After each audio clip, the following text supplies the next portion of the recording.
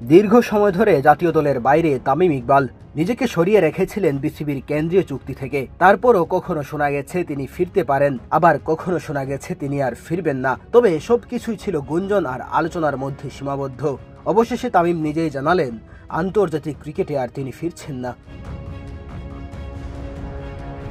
শুক্রবার সামাজিক যোগাযোগ মাধ্যম ফেসবুকে আবেগঘন একটি স্ট্যাটাস দিয়ে অবসরের ঘোষণা দিয়েছেন তামিম। চ্যাম্পিয়ন্স ট্রফির জন্য তার সাথে যখন প্রধান নির্বাচক আলোচনা করলেন, এর 2 দিনের মাথায় আন্তর্জাতিক ক্রিকেটকে বিদায় জানালেন তিনি। এর আগে 2023 সালের জুলাইয়ে বাংলাদেশের ক্রিকেট ভক্তদের চমকে দিয়ে প্রথমবার আন্তর্জাতিক ক্রিকেট থেকে অবসরের ঘোষণা দিয়েছিলেন তামিম। নাটকীয়ভাবে একদিন পরই তৎকালীন প্রধানমন্ত্রীর অনুরোধে তিনি ফের ক্রিকেটে ফেরার ঘোষণা দেন। আন্তর্জাতিক ক্রিকেটে ফিরলেও এরপর আর খেলা হয়নি তামিমের। সর্বশেষ ওয়ানডে বিশ্বকাপের দল থেকে তিনি নিজেকে সরিয়ে নেন।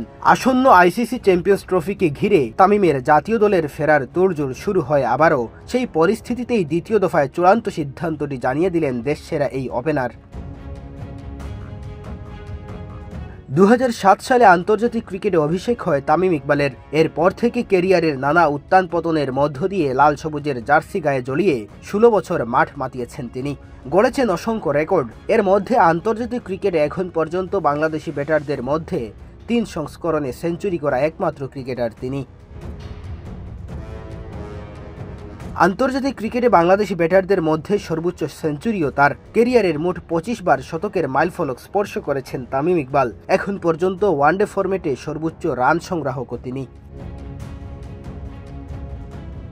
বাংলাদেশি অধিনায়কদের মধ্যেও সেরা এই ক্রিকেটার। ওয়ানডেতে তার নেতৃত্বে মোট 37টি ম্যাচ খেলেছে বাংলাদেশ। এর মধ্যে জিতেছে 21 ম্যাচে। মোট জয়ের হার 60%, যা বাংলাদেশি অধিনায়কদের মধ্যে সর্বোচ্চ সাফল্য। প্রায় একই সময়ে আন্তর্জাতিক ক্রিকেটে পা রাখা সাকিব আল হাসান এবং তামিম ইকবালের মধ্যকার সম্পর্ক ছিল সবার জানা।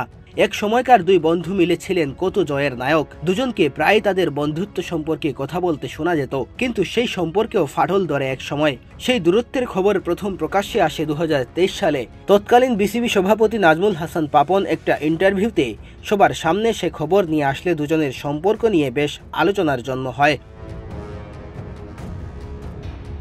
তামিম ইকবালের ফেরার অপেক্ষায় ছিল সবাই। ওয়ানডে অধিনায়ক নাজমুল হোসেন শান্ত চেয়েছিলেন তাকে চ্যাম্পিয়ন্স ট্রফির দলে। তবে শেষ পর্যন্ত তামিম নিজের কথাই শুনলেন, নিজেকে সরিয়ে ফেললেন সেই যদি কিংবা তবুওর সমীকরণ থেকে। বিদায় জানালেন আন্তর্জাতিক ক্রিকেটকে। ফলে এখানেই থামল তার 18 বছরের ক্যারিয়ার। মেহেদী হাসান তালহা, বাংলাদেশ প্রতিদিন।